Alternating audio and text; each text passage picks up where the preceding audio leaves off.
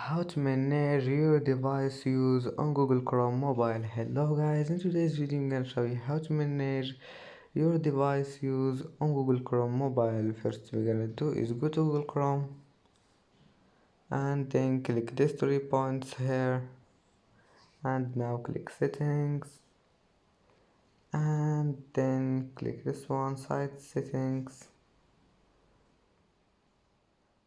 and now go down and you will find here your device use. And as you see here, you can manage your device use and you can turn it off, and if you want to turn it on again, just one click.